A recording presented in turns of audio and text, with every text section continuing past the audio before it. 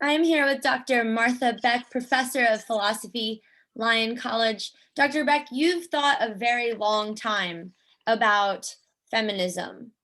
Can you help us understand what it's supposed to mean and maybe your impression of what it means now? Okay.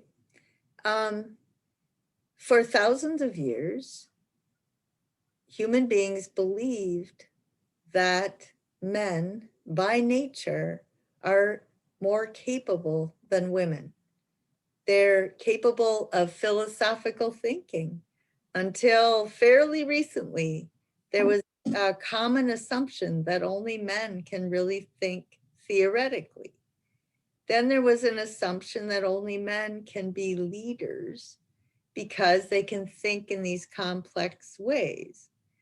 And when you believe that, that's why philosophy is important. If you believe that ultimately women aren't going to be able to handle the most important jobs in a society, then you don't give them the best education. So then they don't qualify for any of those jobs. And then it just seems obvious to you that they belong at home and they are natural homemakers and wives, and they might be nice companions. They can be perfectly wonderful people, but home is where they flourish. So that's why I think there's a stereotype. People think philosophy is only very isolated, that people in philosophy don't really know what's going on in the world. But my claim is that somebody somewhere, because of their philosophy, structured the society in a way that was unjust toward women. It was based on this fundamental lie about women. And so it takes a long time to restructure that and to make up for that big mistake. So that's my thing about women's issues. When I teach about women's issues, it's it's ultimately a philosophy problem, and it's a problem about who, if we can think at that higher level or not. Does that make sense? Yes, yes. So when someone says that they want to know more about feminism, are they learning all of this history that you're documenting? Yeah, so the way I teach the class is, first of all, a lot of it is not conscious. People don't think that they discriminate against women. Some people think, well, I don't, because her natural place is in the home. But some of them think, no, no, I know that they're just as smart, capable, and I'm not sexist. And there's a lot of ways that people unconsciously um, live in a world that is biased against women and in favor of men. And so then I just explain how that happened. So the way it is, here's how it works. You go to your society, your culture's origin story, the story about the origin of the universe. That's the most fundamental thing. And again, you think, well, what does that have to do with, who gets the job? Well, it has a lot to do with it because it's been there for so long, thousands of years. What is the story in a Judeo Christian society? That story of Adam and Eve. Again, if you're a scholar, you can argue that this doesn't mean women are evil, but the way that the culture interpreted it, starting, and there is a history, the scholars do this, starting in the first century, it was interpreted that women are the cause of evil in the world. I've heard that in a world Oh, religions course. Yeah. So I, you think that I mean, the idea that many monotheists have that there's something special about the nature of men going all the way back to God. You think that that idea is foundational to people unknowingly being sexist against Yeah, women today. right. Even if they're not even religious, right? Is that true? Well, look at Eve. She is the temptress, right? She's the one who tempted the guy. It's all her fault. And the Okay, Greeks have the idea of the sirens who bring that's right. in. I mean, it's like so many different cultures. Women are always the evil one or the one who allowed evil. Or Calypso is that sex goddess. And, you know, Helen. Oh, yeah, it's just over and over. Um, so I'll tell you how it unconsciously, advertising, all these visual images of woman as temptress. Just think about that. She's, you know, she's looking so seductive, right? Yes, yes. And then it's always her fault, right? And not only that, so there's that just, it's her fault if you sexually, if you're sexually aggressive. Or, but and obviously that advertising works. Something in the back of people's minds triggers and they buy the product, right? Maybe the woman thinks she needs to be attractive, right? But then for a man, that gets interpreted as the temptress, right? And the other thing I've run into is that wealthy men, powerful men, these are people who actually could fix things, help the environment, help all the problems. Well, they're gone at work all the time. So the wife is assigned to take care of the house and all of his, you know, trappings to make sure everyone knows he's successful and rich. But then if you confront him and say, why are you using so much fossil fuel? Or why are you doing this? You know what he's going to say. Oh, my wife is in charge of that. It's her Okay, fault.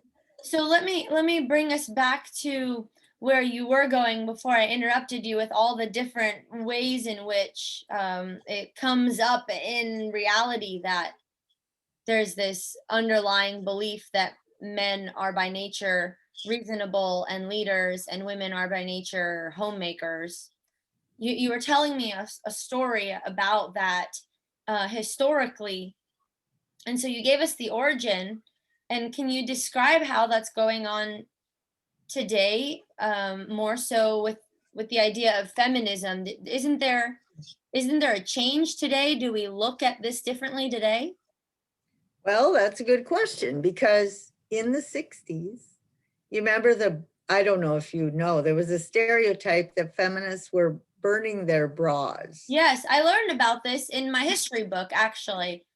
Okay, In the so 20s, women literally burned their bras. right. So the idea is women were saying, don't dress for the male gaze, right? Don't get the liposuction and the facelifts and the makeup and, you know, but that hasn't worked. Now the breast implants and the, you know, chin, whatever. So now it's more than ever, tons of money, billions of dollars are spent. And women often say, oh, I'm doing it for myself, right? And so if a feminist tries to tell you, but you've been so brainwashed, right? And so that's number one. It's just the notion of how you look. And then the double standard, you know, if you don't look good, you're nerdy, you're frigid, whatever, you're unattractive, you're unpleasant. But if you do try, then you're a temptress and it's your fault and all that, right? So that's how women get conflicted. What am I supposed to do?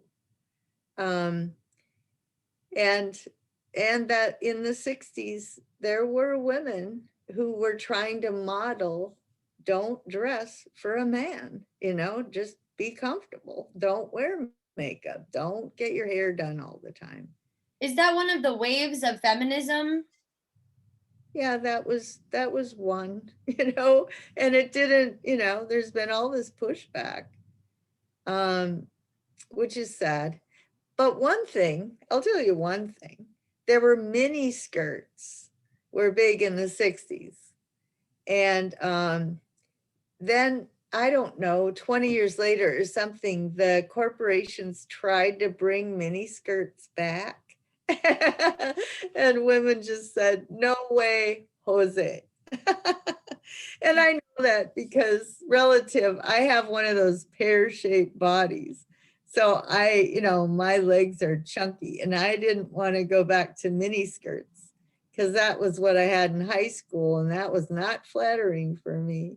So I wasn't going to wear mini skirts, but a lot of women just said, nope.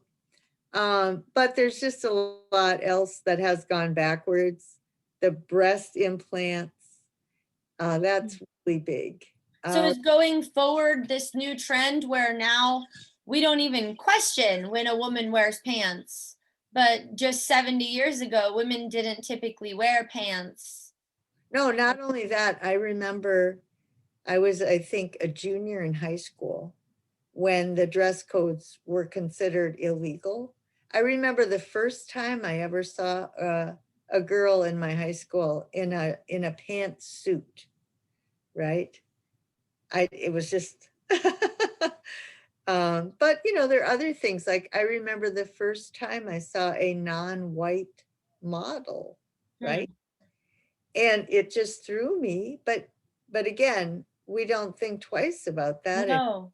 So do you think that Right. those changes, that women wear pants and we even forgot that there was a recent time we didn't wear pants, and the women going to school, women having the right to vote, women owning a company, women in government, women, I mean, these are all fairly new.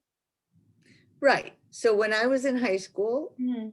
only 5%, when I was applying to grad school, only 5% of the people in law school were women, 5% in med school, and in philosophy, I think it was 15% or less.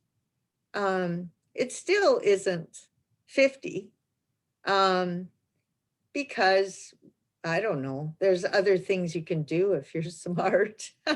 I just happen to really like philosophy. So I'm just curious. It sounds like maybe somebody would hear you speaking now and then assume that what you're saying is that the feminists' goal is for professions and different positions to be 50-50. Is that what feminism is about? I think what it's about, the fundamental first principle is that women do have the same capabilities. Therefore, the society should be structured so they have the same opportunities. Then, in addition, human beings have to make that effort to create a culture where they aren't conflicted. You can't make it illegal to believe woman is the temptress, right? You have to make the choice. And that is an emotional change. It's a self-conscious awareness that you do have that archetype But in your, someone has to bring it out of you. that's a culture thing. So you have to change the institutions, the laws, but you also have to change the culture. But that's only by choice. You can't make it illegal. And so I also think the starting point is education. If you have that if you don't have that road to Damascus experience where all of a sudden you realize that you have had all these assumptions that are embedded in your heart, right? The way you feel toward women, or the way for women, the way they feel toward themselves. It's a two-part. If you really want a society that's a healthy, egalitarian society, you have to have the external institutions, legal structures, but you have to have this internal stuff also. Would that be ideal an egalitarian society? Would that be the feminists' goal achieved? Well, people are all different. So I'm teaching a class right now about the 7 Greek goddesses, Mhm. and what they were like before patriarchy in the culture of Crete, and then what happened to them, how their stories got wounded by men. But then I'm also talking about the 7 gods. And of course, patriarchy hurts men too. What Um, exactly is patriarchy? oh, sorry. When you have a society where men do think they're superior, and it's structured for them to be the leaders and to be the intellectual leaders, the political So leaders. how does that hurt them? How does that hurt men? Oh, because they compete against each other. Mhm. If they don't end up at the top of the ladder, they feel like failures, or they want someone to blame. There's this horrible dynamic between fathers and sons. So if a father is successful, but he has a son that really would rather be an artist or a musician, he can really get beaten into the ground. There's a lot of sons whose fathers want them to be a chip off the old block, to inherit the company, or that their dad can get them a job in a high status position. And if the kid doesn't want it, they're in trouble. And, Mm. there are a lot of men who play out these roles who aren't um, wedded to them. But that's different. Those are different problems than the problems of women not getting opportunities, or falling into poverty, right? I mean, they're just different kinds of problems. Um, but what Marilyn Fry says in her essay is that, yes, life is difficult. Everybody has problems. Everybody has issues. Because white men will say, yeah, but I have problems too. And, life ain't peachy keen. Say, okay, it's just that none of those problems occur because you're a white man. Right? So women have all those same issues, that life is complex and life is difficult and people make mistakes and not everyone can succeed at everything, but they have so many obstacles just because they're women. So those are in addition to the ones that even white men have. Does Mm. that make sense? Yeah, that does. It gives me a bunch of questions. Okay, go ahead. Do you think that with all of these recent developments where women are more often treated with respect and people in general are becoming more aware of microaggressions against women, do you think that that might be hurting the male ego, while because at the same time we're having a lot of um, African Americans who are brought up and made their voices louder, and does that hurt the white part of the man? And so right now, do we have a new problem developing slowly where the white man was treated as something he never deserved, but then slowly we're letting the minorities in and drowning him out? Is this going to lead to a new kind of problem in this huge puzzle of problems in society? Yeah, there's so many problems, and they're intersecting. So 50 years ago, this is what I knew. And I wasn't a privileged person. I just lived in a hick town in central Minnesota. Um, so what we knew was that after World War II, Europe collapsed and the developing countries were not yet developing, but they were going to. So we were going to be the economic superpower for a while until Europe came back and the developing countries developed. we knew that the salaries people get paid for jobs that don't require higher education were going to go to China. They were going to go to the developing countries because the salaries and the conditions of work were going to be a lot lower. And so corporations would offshore. We knew that. So I remember in high school, I read books, Future Shock and other kinds of books, that we were going to have to educate our people more so that we would develop products that required an education to create them, and also educated people would buy them. We were going to have to find a new market niche, but we were also going to have to adjust, and we're not going to be number one. For a while, we had 2/3 of the global economy. Okay. That's the generation when white working class men were in unions, they had pensions. I heard an interview, a welder made $110,000 years ago, when that just went a long way. So we knew that that was going to happen. We also knew women were going to rise and minorities were going to rise. And so the society would actually come closer to where it should be, that people have the jobs related to their natural ability. So there were some white men who were, in their positions just because women and minorities didn't apply, right? Didn't have a chance.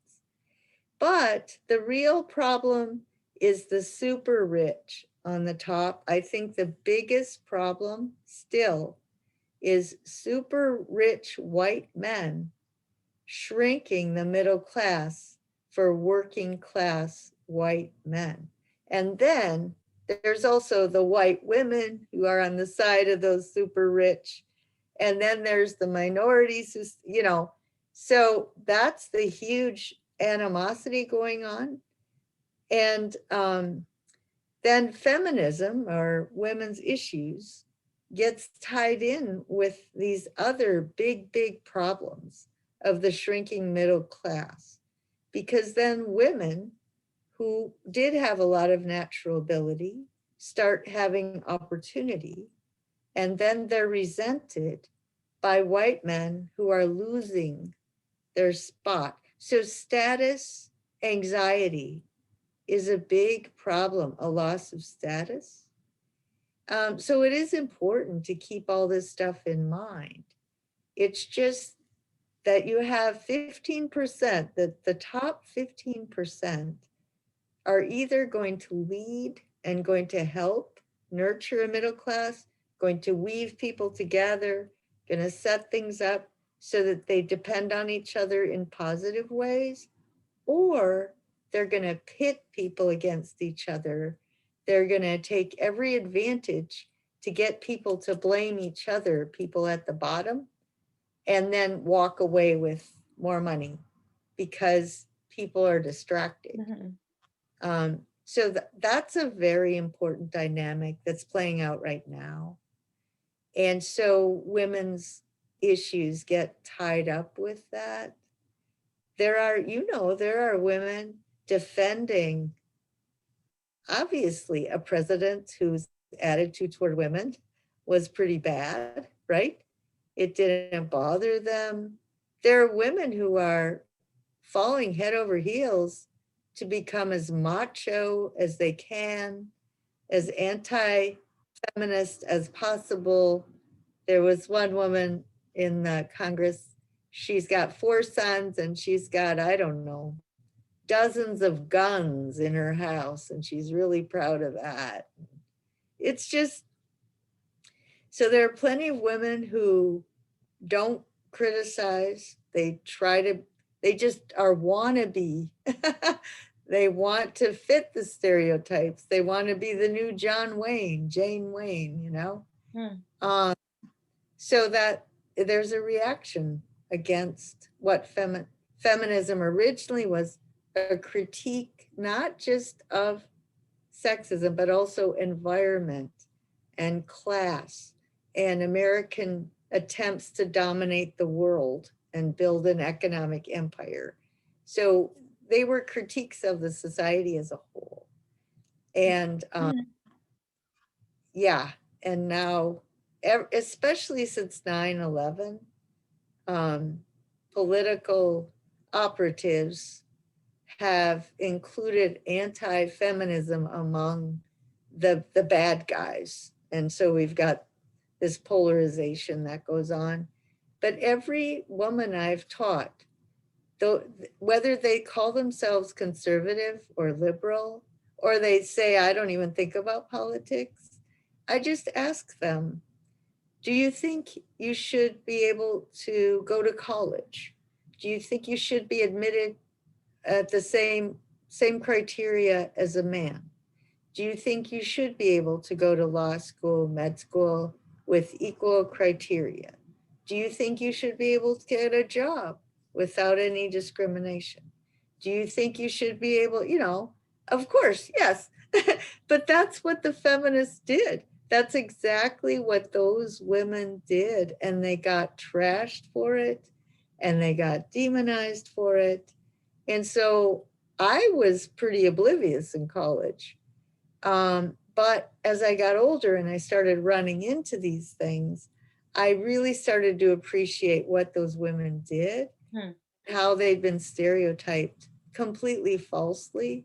And it was their success that's been a problem, because conservative women don't even realize that that is what the feminist movement was. What do you think it means for a woman to say she is anti-feminist?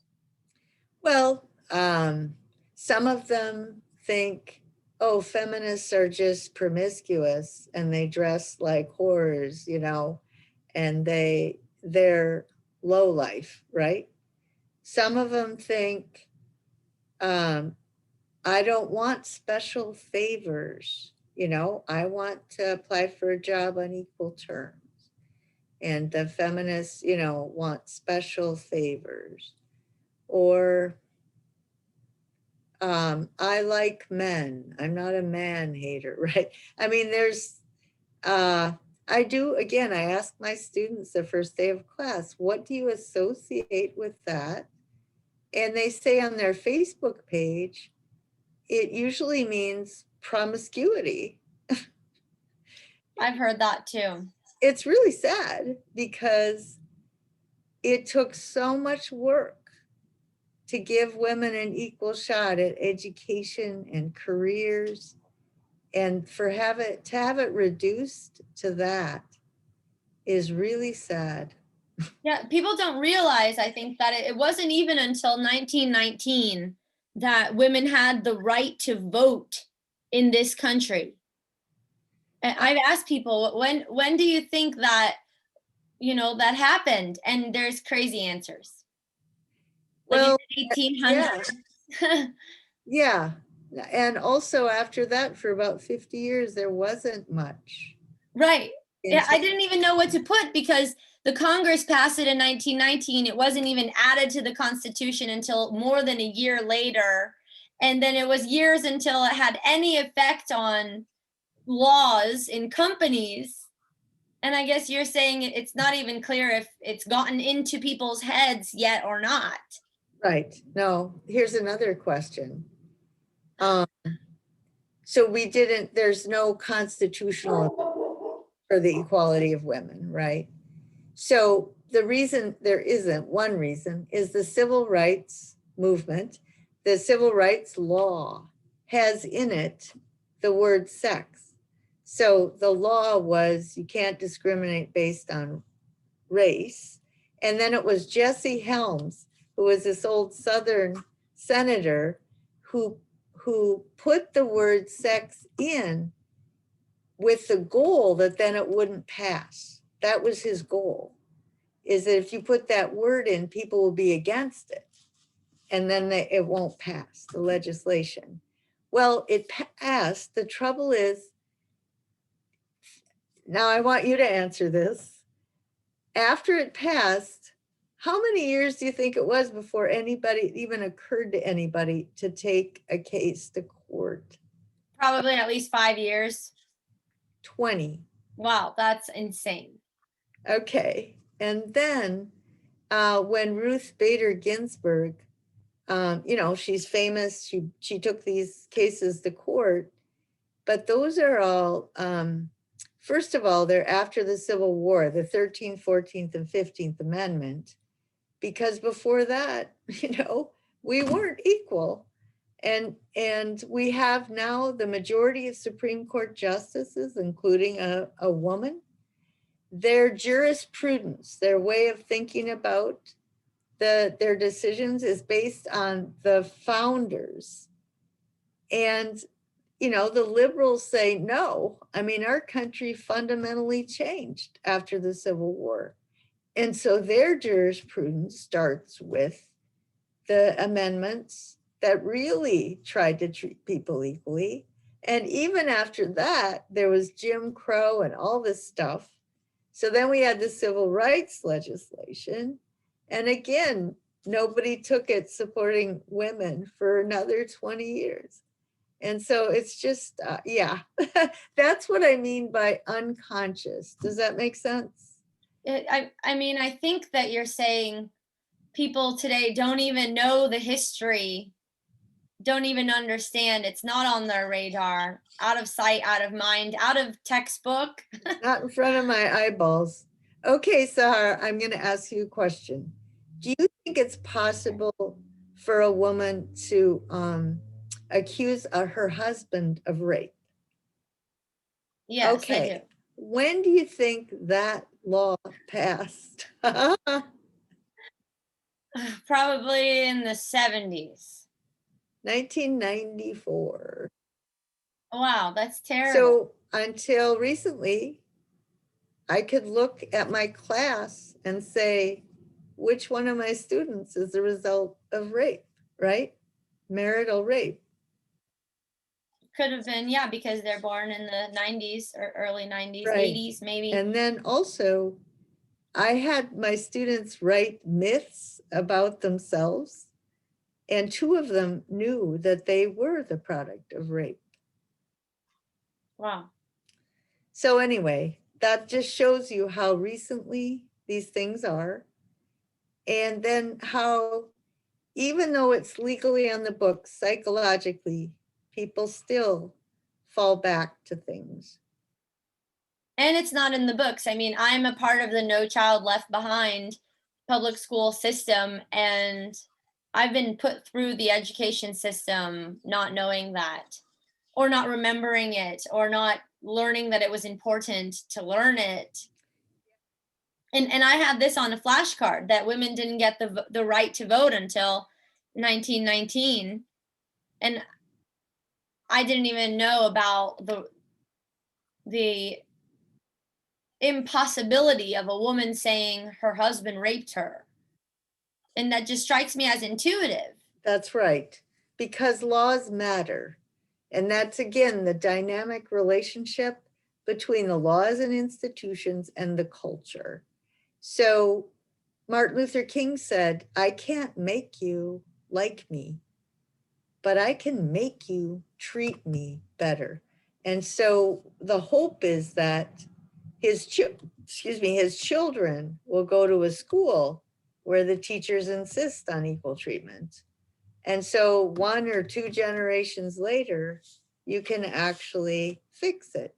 But what's obvious recently is the kids go home and they're exposed to racism and sexism, and a lot of them didn't change.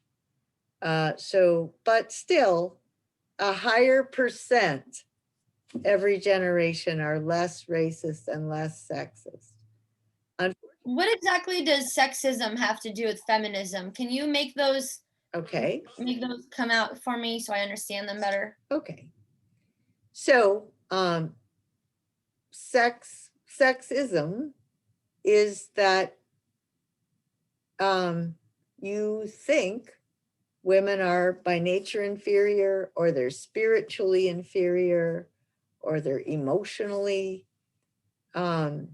either inferior, like they're the temptress, or else their place is in the home. And then the other thing that gets done, either they're the temptress or they're the angel at home. You know, they're this wonderful angel and they've made this wonderful home, and they're too gentle and too pure and too innocent to go out there into that world of competition and guys. Like, wouldn't they want to stay home and I'll make this wonderful home? I'll make it possible, and then they can have their ideal family, right? But that, again, that's a put down in the end, because it means that they don't get to think about political things. They don't get to think about the struggle between good and evil and the human condition. They're, they're crippled. And it's not true. It's a lie about women. And it doesn't really help in the end. So the other stereotype, another stereotype, right? She's an angel in the home, Another one was the Virgin Mary, okay? So the Catholic Church. Well, she's not a sexual being, right? She's this gentle, pure, innocent woman, but she's not sexual. So the one who's sexual is evil, and one who's good is not sexual. So yeah, that's. So is sexism only when you're reacting to a woman categorizing her as either that temptress, evil, or the pure angel, or the asexual? So sexism is only about these categories putting women into boxes? Well, it can be putting demands on men, like, so every man should be a leader. So that's a sexist thought? Sure. Okay. Because it's discriminating based on sex, right? So, and that's not fair to men. There's plenty of men that don't want to have power. And they go into professions like the arts, filmmaking. There's some men that really are interested in people. They go into counseling. They might go into healthcare, but not to be the doctor, who runs the office, but to be a nurse, right? Or to just nurture people. There are men like that, or kindergarten, elementary school teachers. I remember with my kids, there was this guy named Ed who was at my daughter's preschool, and the kids just loved Ed. They're climbing all over him. I went to pick my daughter up. There were like 5 kids just clinging up. And, I had to peel my daughter off. And he said, "Oh, don't take that one. I like that one." But he had to quit because the salary was too low, because he was going to have to be the primary breadwinner. And so there's a lot of pressure. That's complicated. It is complicated. So if you could be sexist by putting a woman in a category and even making that person have a position in the society that's based on sex, and you can also be sexist against men because you treat them a certain way because of their sex. So sexism could be something oppressing men and women. Sounds like a problem for everybody. It is a problem for everybody. Feminism, I would define as a particular movement that started in the 60s, and it had all these dimensions, and that's what I teach in my class. And I just recently taught it as a history, because I just say the feminist movement is dead. It just, as a movement, it's dead. You can't get a group of women to support. It's too divided. There are women all over the place. I think. Does that make sense to you? Yes, I understand what you're saying.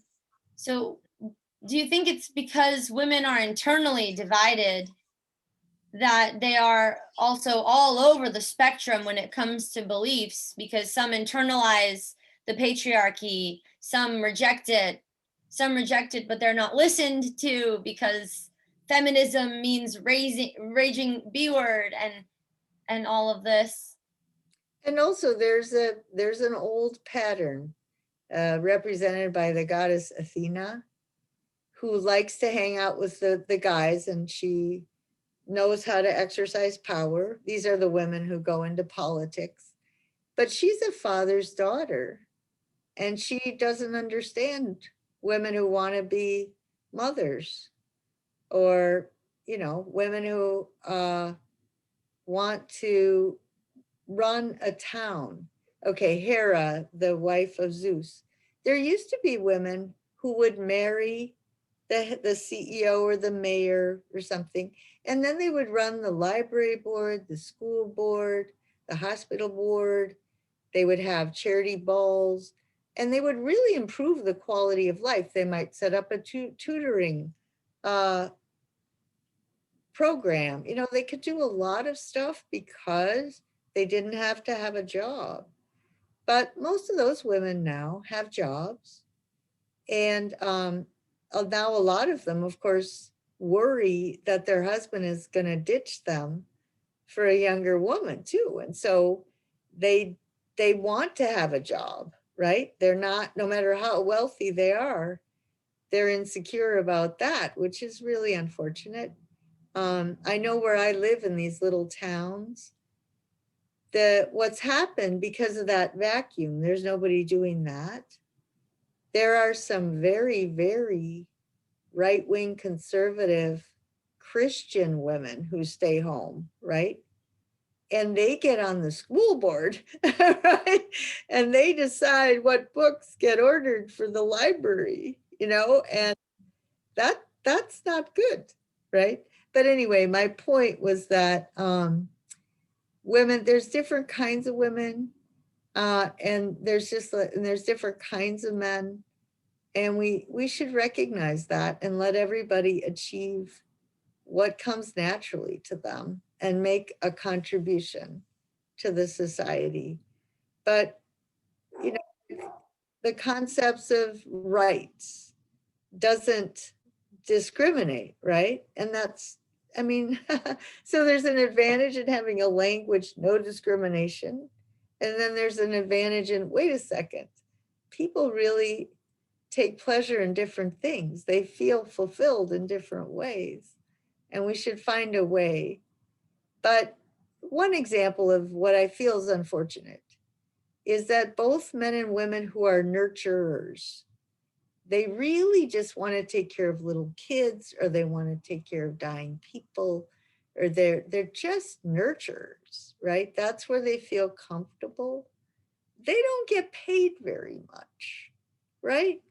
That's wrong, is what I think. And it's just, everybody gets harmed. Just think of the preschool teachers. This is when your children are the most formed and affected by school, and they get paid nothing. We're not oriented toward humanity. We're oriented toward money and power. So the jobs in society that are made for a stereotypically female character are the jobs that are not paid well. Those are the ones that are nurturers. And so there's another way to understand what you were just talking about, which is that sexism affects everybody. That's right. There was a whole campaign that was one of the rungs on the birdcage in the 60s. It was called Equal Pay for Equal Work. So you'd have a scale where a truck driver, what kind of education did the truck driver have to get the job, right? The conditions of work, whatever. And a school teacher, right? School teacher has to have a BA, sometimes a master's degree. Truck driver, but the truck driver got paid a lot more, and yeah, so there's that. You talked about something, you said that's just one piece of the bird cage.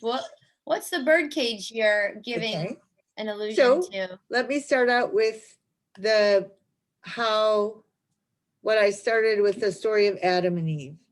So in every culture, Hindu, Buddhist, and Confucian, and Muslim, I teach these religions, and Jesus was not sexist. There's a story of Mary and Martha. My name's Martha. And Jesus went to their house for dinner, and he was talking about serious things with Mary in the living room. And Martha's in the kitchen, doing woman stuff. And she said, Mary, you need to get in here and help me. And Jesus said, no, Mary has the better part. And so, the people who chose which stories about Jesus to put in the Bible put that story in there. And so I must have remembered that as a kid, because I can't cook. I have no interest. And my dad treated me like I was serious also, because he was a preacher. I probably preached that sermon every year on Mother's Day or something. But I had it deeply embedded that I had a deep spiritual responsibility, if I had a talent for philosophy, to get a degree in philosophy.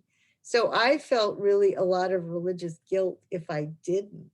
But oh my, that's not very common. So that would be, Jesus was not sexist. Muhammad was ahead of his time. Let's put it that way. The Quran was way ahead of where the culture was. Buddha was not sexist. His aunt was a nun, and equal. And so these spiritual leaders weren't necessarily sexist. But the institution was definitely sexist. So in Hinduism, if it's all energy, there's absolutely no reason for it to be sexist. But the code of Manu, this is the code that you have to follow, extremely sexist. Buddhism, there were some 400 years after Buddha died, there was this codification of what Buddhists had to do, sexist. There was Christianity, what happened after Jesus died, sexist, especially when it became the official state religion. Okay. So that's a story over and over. So then you have people's religious, emotions and drives are run pretty deep for a lot of people. And those are sexist. So that's a big problem, your religion. Then your idea of masculinity and femininity, right? That's very gendered. So it gives men license to be angry, and it prevents women. So it's a distortion of character. And it hurts everybody, right? If men are always supposed to be competitive, they end up without any friends, right? This is a big midlife problem for men who have achieved. They've been emotionally distant, like proper achievers, and their wives leave them, and the kids become delinquents, and they don't have any friends. And they were just playing out this role, and they were succeeding, so they liked it, and they just kept it going. But in terms of a whole life, it's not fulfilling. And of course, women have a midlife crisis because they have so much ability, and they never were able to develop it, right? So it's just crippling for everybody. But anyway, so masculine, feminine, and there's this whole movement toward androgyny, trying to have both. Okay, and then there's marriage. What should marriage be like? What should the relationship be like? That has traditionally been sexist. Then there's how to express anger, how to express, all these other basic expectations, double standards about sexual behavior. If a woman isn't if a woman says no, she's rigid.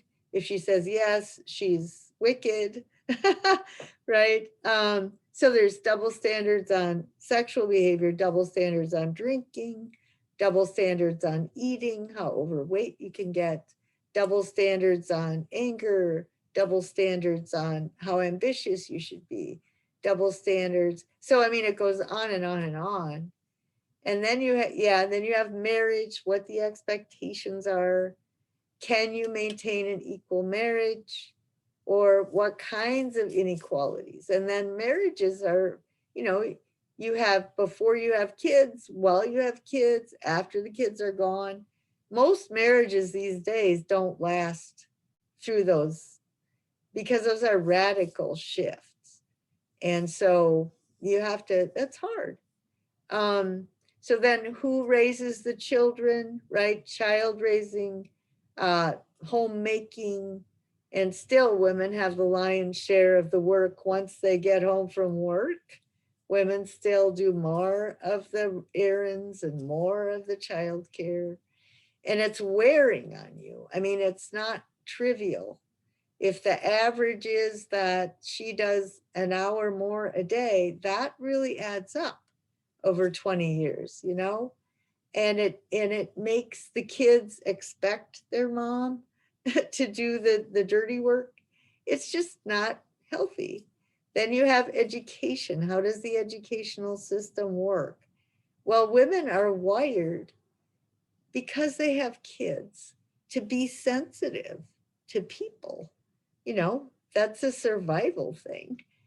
And men are capable of separating their sexuality from their professional life or their intellectual life. Well, the educational system rewards these traditionally male emphasized. Okay, again, the culture encourages men to think that way. Now, women can think that way, which is great. It's just that the entire educational system encourages people who are smart but not emotionally mature and selfish. They're driven by money. Oh, I'm smart, I can make money, and that's success, right? Okay, so the educational system is biased. Okay, Sahar, I noticed that you nod, because philosophy especially. So what do you think? What's your experience? Yes, I agree with you, and that one really resonated with me. But I want to see how you're bringing this all together, all of these examples. Okay, so education, then there's religion, then there's the arts. How many women, artists get shown at the Met? And there is this funny poster that says, do women have to be naked to get into the Met? Right? Because all there is pictures of naked women. But, and the pun is to get into the Met as the artist, not as the sex object. So again, that's not equal. The art, the tradition of art, but even today, it's not equal. We had a woman apply for an art position in our school once, and she had had a baby, and that had really affected her art. And I've had 3 kids, so I loved it, because the society is based on this wellspring of this bond between a mom and her kid, and we never talk about it. And artists, there's no art about it. There's so little. But she had this picture of, the painting was of her with a big stomach, but then she had these little bobbly wires with a little shoe for every day that she was pregnant. And so I just thought it was very imaginative. And, as a mom, I thought, oh, that's so cool, because every day, after a few months, you know that there's a baby there. So, but she didn't get hired. And that one of the students said to me, well, she didn't have as much confidence as the guy. And it's like, oh my God, like the society has ripped her apart. And that to me, I had a terrible problem with confidence, but that's because I'm trying to function in a world that's always undermining my confidence, right? And then I don't get hired because I don't have confidence. And it was women who did it too. It was girl students. So does that make sense in terms of this creating this internal division? Yeah. And you give up after a while. So it's the arts, it's leisure time activities, it's sports, it's healthcare. When I was in college and until I was 30 at least, all the research about heart attacks and heart disease was done on men. All of it. Like, women's and men's bodies are different. You've got to have research that distinguishes, right? I mean, their bodies literally are different chemistry. Healthcare, the legal system, and then of course the political system. And then we do international and environmental stuff. And then we do international and how different countries are dealing with these issues. But that's the birdcage, right? That at every step of the way, from the most immediate to the stuff you don't think about, like the theory about whether women can think theoretically, but all the way around, it's biased. And so that's why you get internally conflicted and you have these external obstacles. And sometimes you aren't conflicted. This is another thing about adolescent girls. As girls, before they go into puberty, they're fine. And all of a sudden their self-esteem collapses. And Facebook has made that worse and stuff. So partly they're perfectly confident and they go out there and then the world just doesn't come back in a way that's all appropriate. So either they get mad and then they get criticized for getting mad, or they lose confidence, right? And so they don't try as hard. So that's what I'm saying about it's really complicated, and it's all aspects of your life, emotional, your thought life, your imagination, you're trying to picture what's going on here. And it's even now, think about how many movies are made with women protagonists. Like 50 years ago, I thought there'd be half and half, there'd be the woman going out in the world and there'd be the guy protagonist, but they're not. My daughter wrote film reviews for a while. She had a job with a woman's arts zine magazine. And she went to this conference in Chicago of women filmmakers, films made, directed by women.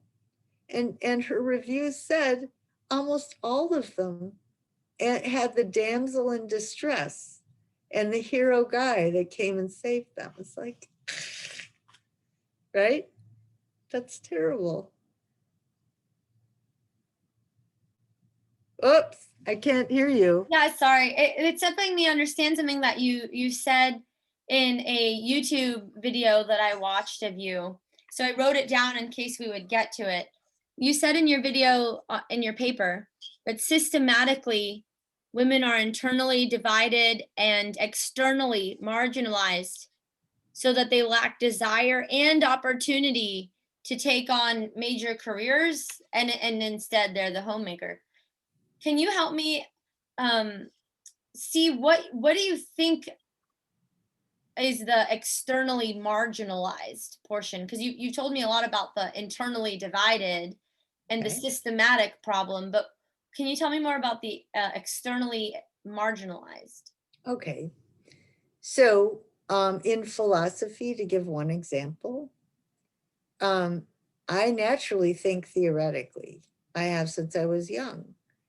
But that kind of musing, that kind of natural theoretical, that isn't what the profession is looking for. It tends to reward people who are argumentative, who will make a distinction and clarify. That needs to be clearer, even if it has nothing to do with life. There's no application. So when I was in grad school, people were proud of the fact that what they were doing was useless. And I didn't think philosophy was useless, right? But of course, the guy who does it in a way that's useless will get the job and I won't, right? Or I think there's a lot of women who don't even go into philosophy because they say, I don't want to do that. But what I do, I think, is really valuable. It's just that the society isn't structured to call that philosophy. So that's just one example, right? Well, it can be the same for literature, the humanities, any of that, those disciplines. But, well, let's see. If a woman actually would want to be a doctor, well, let's do it this way. The med school costs a ton of money. So she just wants to go into family medicine, just taking care of families at the ground roots level and actually try to focus on diet and exercise and try to prevent people from getting sick, right? So she wants to become a doctor and have this whole, all of my clients are going to have to, exercise and report in, and we're going to work on wellness. She'll get paid 1/3. The family doctor people get paid 1/3 of what the diabetes doctors and the heart doctors get. So the whole system rewards making people sick and then, having these highly specialized. So why do they get diabetes? Because the food corporations, the corporations that make all this food with corn syrup in it that gives people diabetes, they have bribed politicians to give subsidies for farmers who raise corn. Okay, so obviously there's all this corporate wealth that gets in the way, but it also influences the people who just want to nurture. Okay, for example, the counselor. Somebody just wants to be a counselor and they just want to talk to people, try to prevent problems, try to nip them in the bud. They don't get paid nearly as much as the psychiatrist. After someone's had a breakdown and you give them pills, right? So the pharmaceutical companies make money and the doctors make money and the psychiatrists make money. And meanwhile, people are totally messed up. So I think there's a connection between a society based on greed and a society that does not reward nurturing people. So the jobs really emphasize relationships are underpaid and under-respected. And that could be men or women, but of course, it tends toward discriminating against women. But that doesn't look like it's sexism on paper, right? But it is, and our system is so set up for greed, for people to be heartless. and so they use their smarts to get money, and that gives them honor and respect. And women can do it. Like that, the feminist movement was just that women do have that capability. But now that's why I say the women's movement is dead, because women don't speak out against abuses of your intellectual abilities like that, right? They just do it. So women are starting to put up with, internalize, agree, go along with all of these. Some women just embrace it, right? And defend it. Okay.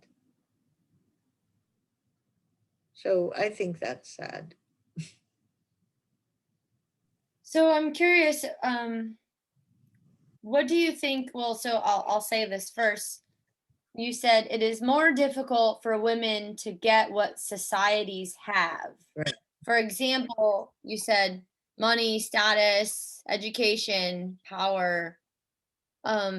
Is this wh- what do you think would change this? How would we change this in light of the fact that you just explained your examples with the bird cage and the systematic problems with all of it? Well, let's see. Can we change that? Well, there's always the problem of we just have the wrong values overall, right? And that affects women. But so there's always that question of, well, how much are you going to care about what societies value? That's a philosophical question, right? You don't care about money. You don't care about status or power, right? You just care about truth and justice and all that wonderful stuff, right? So, but I mean, that's so part of me just says, I don't care anyway. But there's another part that just says, look, we can't keep letting the society be corrupt, be based on lies, right? So somebody has to keep holding the society and all the different, has to be checking out those rungs on the in the bird cage and trying to make the society fair, right? So if you do decide to be a doctor, you will get into med school. You will get the same, treatment. You will get a job. You will, whatever. I did want to say though on business. So I heard a study, this study, the trouble with these studies is that things change, but the more things change, the more they don't change sometimes too. So maybe 7 years ago or something, I heard about in Silicon Valley. This is where all the new venture capital is invested in new companies, right? What percentage of the money goes to companies run by women? Take a guess. 3%. Yes, 3%. Oh, wow. I made that up. Yeah, but you were probably thinking that wouldn't be what you would have said an hour ago or something. No. Yeah, you've just caught on. But I mean, the idea is that, yeah, and the surface, oh, it's great, women are equal. And it's not true. It's just not true. Just you have to scratch. Interesting. Okay, well, I ran out of questions. So before I stop the recording, is there anything else that you would like to say on the topic of feminism? Well, there's one thing. I did have children and they weren't,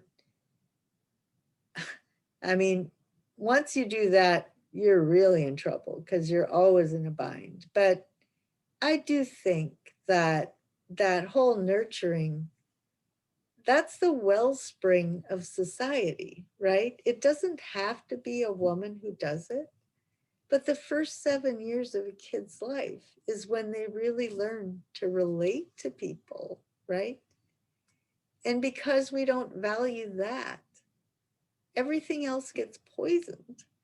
And that everybody should agree on that, that it's just that because women actually get pregnant and women nurse, it tends to be a woman's problem, and it tends toward discrimination based on sex in a way that is so perverted just in terms of our humanity, right? Don't we really want to be a society oriented toward nurturing humanity? Because if we decide we want to nurture humanity, again, I think all those red flags will come up about these stereotypes related to sexuality, to sex, really are very inhumane for men and women, but of course, women more than men, but still, you know, men who don't want to be powerful or rich, they're in trouble too. But I just think everybody should step back and think, well, what are my values? What do I really care about? Dr. Peck, say that someone does care about everything and is getting really angry. What should they do next? Well, I think you have to make sure you keep in mind that you're only one person. You can't do everything, right? So philosophy teaches you how to think systematically. But when it comes to action, that has to be particular. So you just pick something that you really care about. Like you might dedicate your life to making sure that adolescent girls don't start falling back, right? Because you think that's a watershed place. Or you might dedicate your life to helping women who've been raped or sexually assaulted recover.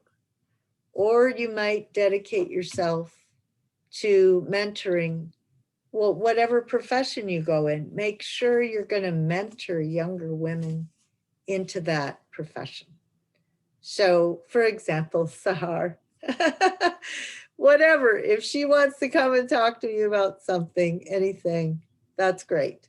It's not just about philosophy, it's about life, but it might also be about her difficulties in the profession. So I would like to be a mentor to younger women in my profession, but that should be a part, anybody who cares about sexist discrimination or class or whatever, just says whatever else I do, I would like to include that as part of what I do. So you do have to zero in on something, and then you have to care about the next generation. You can't do everything, but if everybody dedicated themselves to something greater than themselves, to make the world more humane, to get us back in touch with nature, you know, we'd be heading in the right direction. And you could go to bed at night happy. That's it.